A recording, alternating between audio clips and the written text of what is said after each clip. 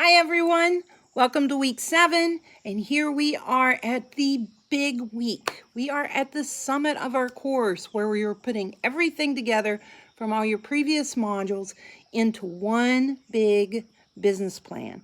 So let's get right into what we're going to be doing this week because you have a lot of work to do, right?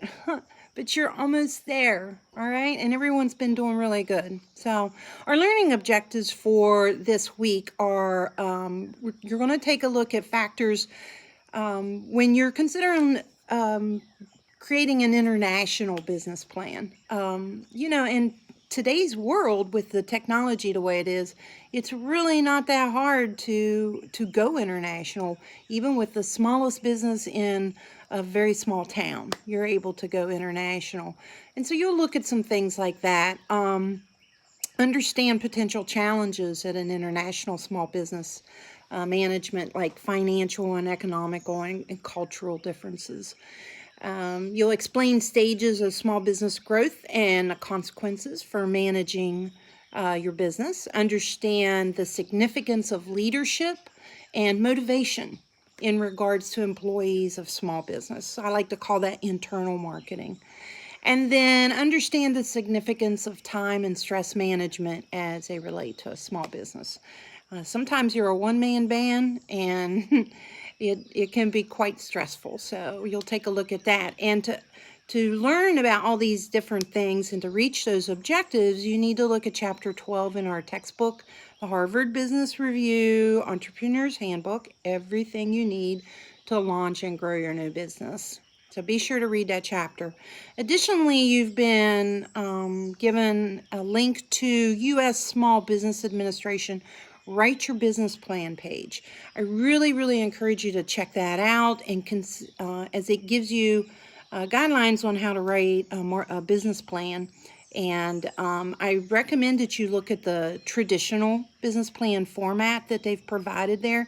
And there's even a couple of example business plans that you can download and see how it's done. And we'll go into a little more detail about how your business plan needs to be set up for this final assignment, okay? And so in this module, in this final module, you're going to be bringing together, as I mentioned, some things for your final business plan and some things that you need to address to run your small business. And we're going to look at motivation. We're going to look at your exit strategy as identified in your business plan and your executive summary. And of course, you can't look at business management without talking about motivation. Sometimes if you are the one-man band, you need to motivate yourself. But more than likely you're going to have employees or maybe volunteers. You may hire a third party to help with something, whatever, but your job as the manager is to motivate these people. And there's different theories that you can use to create motivated, productive employees. And so in your discussion post, this is what you're going to talk about. You're going to discuss what motivation is to you. What is motivation? You can look back into where you've been an employee. It's always great to review your own personal experiences and identify someone who did a good job motivating or a bad job motivating, to help you be a good motivator yourself. Do you believe that managers can really motivate employees? Is this something that is a real thing or not? And should managers be responsible for motivating their staff? Or should the employees be expected to be self-motivated? They are getting a paycheck. Can they not, work toward that? What do you think? We'll have a good discussion on this week in the DB. There's another announcement that is going to follow this week 7 review announcement, and in that I've provided a couple YouTube videos to help you learn a little bit more about motivating employees. The one is by Steve Jobs, and of course he always did a great job of motivation.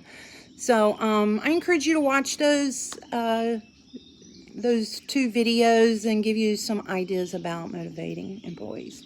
All right, so that's the discussion post. Remember, initial post due by Thursday, replies to at least 2 classmates by Sunday night. All right, and let's have fun with this one. Let's motivate each other in the discussion board. Okay, then we're going to take a look at your final project. Like I said, this is your big project. This is where you're accumulating everything you've done so from the first 6 weeks into one big project. The first thing you're going to do is complete a succession plan. So what are your long-term intentions for the business, and how will investors get their money back? So is your long-term plan to pass this on down to your children or your grandchildren? Is this something that you want to build up and in next 5 to 10 years sell it for a profit? What is that long-term plan for your business? And if you have people investing in you, they want to know how they get their money back. So you need to be able to explain that. The second part that you're going to look at is your executive summary. And really, to be honest with you, this is how the module is set up. It's saying the second part's to do your executive summary. But what I recommend that you do is, before you do that executive summary, I recommend that you go ahead and compile all those milestones together. Hopefully you've already been doing that. So I recommend you do that. The very last thing you should do really is your executive summary. Yeah, I do recommend go back and get all those milestones put together. Use the feedback I've given you. You please use headers to keep yourself organized. Keep your thoughts, your paper organized. And, work on one section at a time until you get it all together. Some of you've done really, really great on sections. Some of you need to make some modifications. Like I said, use my feedback and let me know if you have questions. But so after you get those milestones together, then of course you want to get your reference page put together. That should be at the very end of your business plan. All those references that you've used in those other milestones, make sure that they're all put together, alphabetical order, APA formatting. Check the Citing Your Sources guide on our course homepage. Check out Purdue OWL website for APA standards. Great resources there, because you want to make sure this is right, both on the reference page as well as your in-text citations. Pay close attention to those. I've really been trying to help you all identify these things. And then the last thing that this is how I recommend you do it. After you've got all that, then the last thing you do is that executive summary. And what that is a page to a page and a half where you are introducing the business plan to your potential investor. So more or less what I like to tell students is that your executive summary is kind of your elevator pitch for your business plan. So an investor might end up with dozens of these business plans and proposals on their desk, and they don't have time to read through every single one, right? So what they do is they read that executive summary, and if you entice them enough to continue on, they will. But if you don't pitch your plan, you're pitching the whole plan, in a persuasive way right there at that beginning, chances are they're going to pitch your plan in the trash and not read it all. So your executive summary is really, really, really important.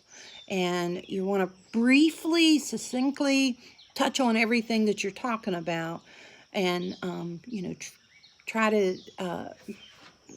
encourage them enough and get them excited about your business enough that they'll go on and read in more detail everything. Okay, so that's my recommendations. So the course recommends that your final project end up to be about 13 to 14 pages. It should be double space, 12-point font, Times Times New Roman font, 1-inch margins along the side, and make sure your citations are all right. And end up approximately at least 13 to 14 pages. That should be minimum, okay? So your proposal or your executive summary is about a page. Then you're going to look at your internal environment, internal, environmental, and industry analysis, a couple of pages. Talk about your management team and operations. That should be a couple pages. Your financial plan, which I know a lot of you kind of have to do some tweaking on that. That should be a couple pages, and probably for that you'd be really good to use charts and maybe just a brief explanation on things, but primarily charts. Your next section that's a couple pages would be your marketing research and evaluation, and then a couple pages to on timeline, risks, and benefits to the community, you know, which we talked about here recently. And then lastly, your last 2 to 3 pages should discuss the exit strategy that we just talked about, you know, what you're going to do with this, this whole thing, this whole business. What are you gonna, what's your long-term plan for it? And then your reference list should be probably 2 to 3 pages total, that exit strategy and reference list. Okay, so like I said, you've got a lot of work ahead of you. Hopefully you've already been working on it a little bit at a time. If you have any questions, as I always say, please reach out to me and I will get back to you as soon as possible. Your homework milestone 6 will be graded very soon to get back to you, so you have plenty of time to make any touch-ups on it and include it in your final plan. And I look forward to reading everyone's discussion post on motivation and then your final business plan. Good luck and have an awesome week. Bye.